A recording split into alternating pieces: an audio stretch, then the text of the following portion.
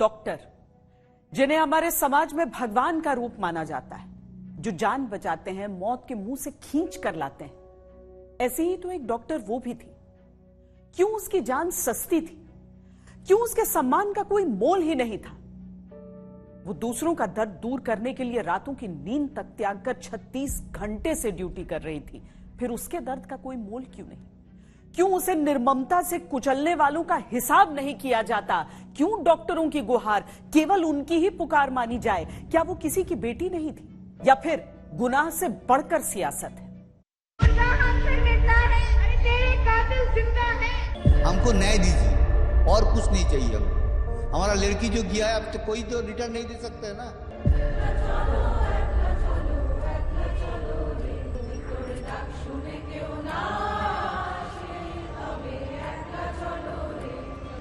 शरीर में कोई कपड़ा नहीं था। Justice, justice, we want justice, we want justice, we want justice.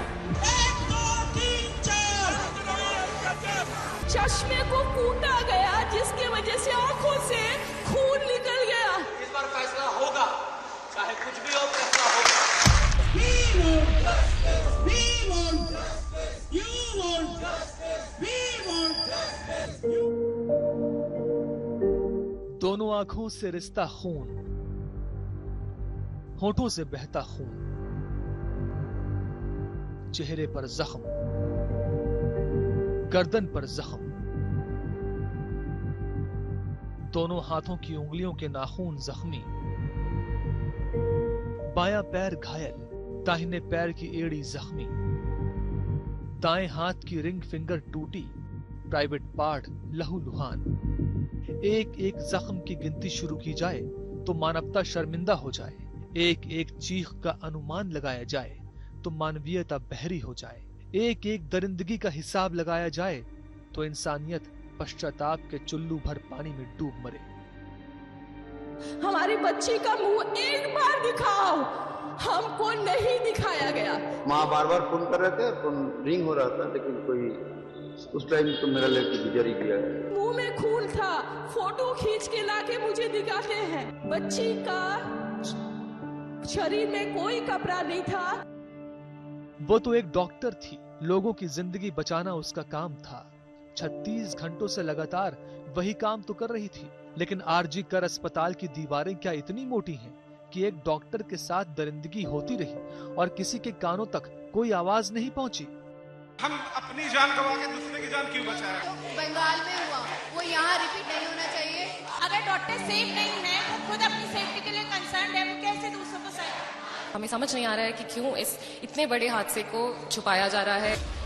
क्या अस्पताल में उस रात ट्रेनी डॉक्टर के अलावा कोई और था ही नहीं जो उसे एक वहशी के चंगुल से छुड़ाकर उसकी जान बचाने की कोशिश करता?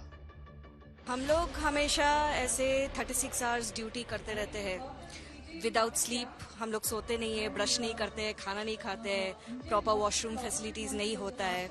If I am distress somewhere, क्या कोई मुझे हेल्प करने आएगा भी?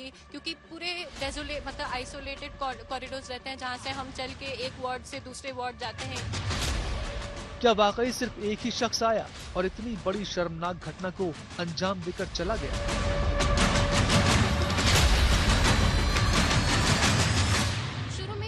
सुसाइड का नाम देने की कोशिश की गई, कुछ सीमेन सैंपल से जिसको डिस्ट्रॉय किया गया है कुछ लोगों को बचाने के लिए। तो जो भी यहाँ पे उस महिला के साथ जो गलत किया जा रहा है, कुछ लोगों को बचाया जा रहा है, ये क्यों हो रहा है? प्रशासन कहाँ है?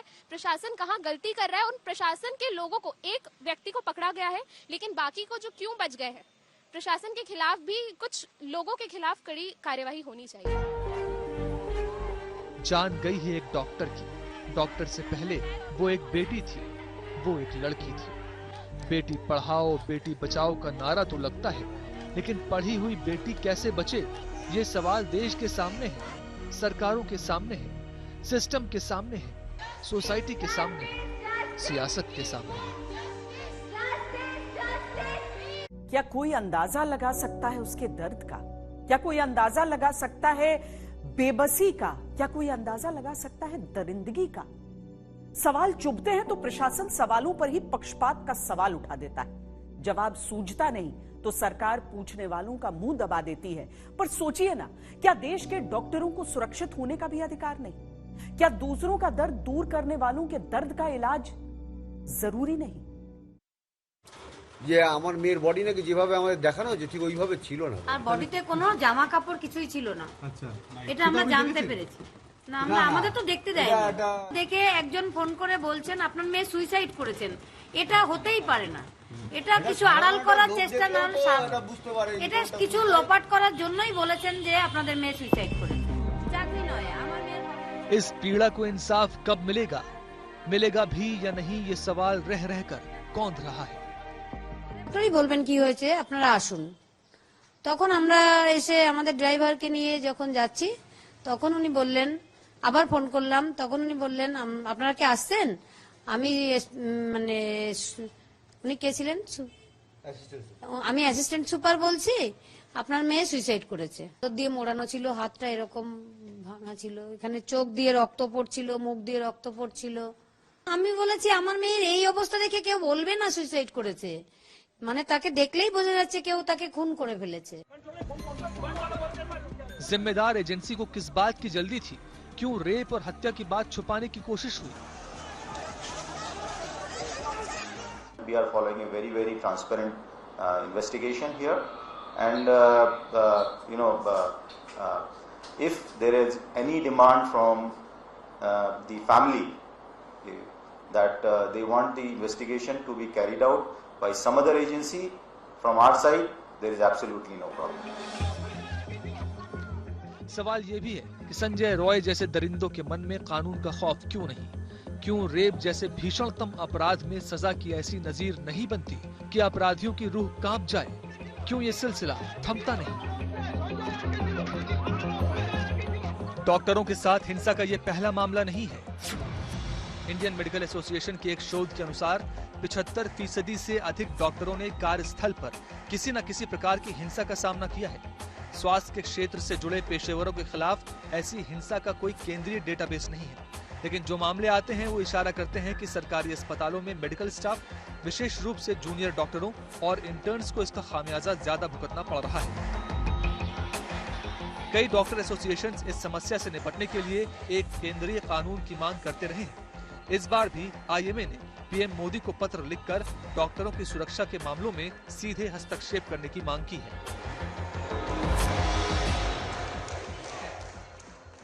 इस मामले में इंसाफ दिलाने के लिए कलकत्ता हाईकोर्ट ने जांच की जिम्मेदारी सीबीआई को सौंप दी है। आरोपी को सख्त से सख्त सजा दिलाने के लिए सीबीआई चार्जशीट तैयार करने में जुट गई है। हर उस शख्स से पूछताछ हो रही है जो इस घटना से प्रत्यक्ष या किसी भी रूप में जुड़ा रहा। उधर अस्पताल में तोड़फोड़ और सबूतों से छेड़छाड़ के मामले में भी कई लोगों की गिरफ्तारी हो चुकी है।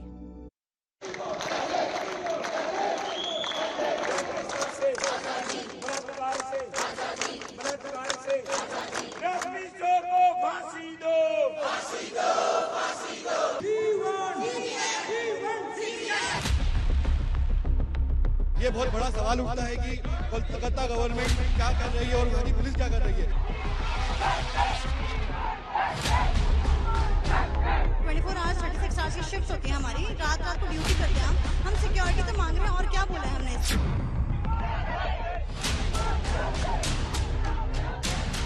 We want justice for the deceased. उसका पास उसका साथ पूरा है। हर उगते सूरज के साथ इंसाफ की आवाजें बुलंद हो रही हैं। कब तक प्रदर्शन चलेगा? जब तक न्याय नहीं मिलेगा।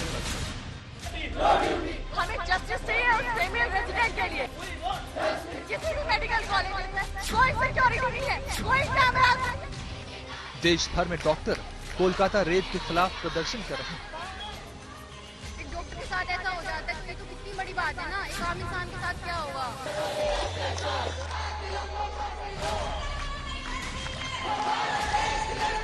दोषियों को फांसी की सजा दी जाए।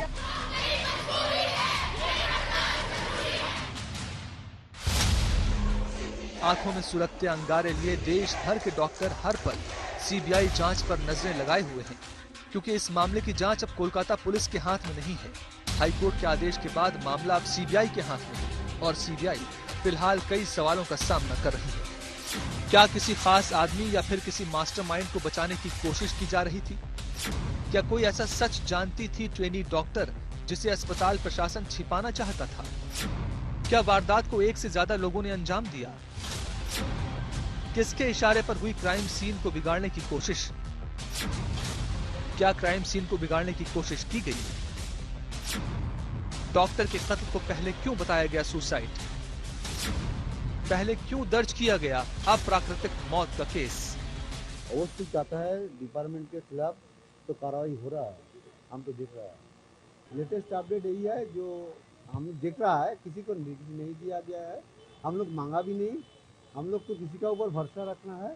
उसका बारे में हम बोलेंगे वो सब मेरा लड़का लड़की का समान है, वो हमको हम मानता है हमारा एक लड़की गया है, तो लड़की मेरा पास, लड़का लड़की मेरा पास आके उसका क्या बोले है, उसका कोई भाषा हमारे पास नहीं आ रहा है। उसका साथ पूरा है हम लोग। फिलहाल इन्हीं सवालों का जवाब जानने के लिए सीबीआई एक साथ कई दिशाओं में अपनी तफ्तीश आगे बढ़ा रही है। 10 लोगों की ऐसी लिस्ट तैयार की गई है जिनसे सीबीआई रोजाना पूछताछ कर रही है। सीबीआई के राडार पर कई लोग हैं। नंबर 1 आरोपी संजय रॉय। आरोपी संजय रॉय से पूछताछ कर इस मामले का पूरा सच जानने की कोशिश कर रही है सीबीआई। नंबर 2 अस्पताल के कर्मचारी। सीबीआई अस्पताल के कर्मचारियों से पूछताछ करके ये पता लगाने की कोशिश कर रही है कि क्या संजय रॉय सिर्फ एक मोहरा है या फिर अकेला गुनहगार। Number 3 suspended principal doctor Sandeep Ghosh. RG Kar medical college के सस्पेंडेड प्रिंसिपल की कार्यशैली पर भी इल्जाम है। Number 4 doctor Arunabho Datta Chowdhury. CBI chest medicine department के चीफ डॉक्टर अरुणाभो दत्ता चौधरी से भी पूछताछ कर रही है, जिसके अंडर में पीड़ित डॉक्टर काम किया करती थी।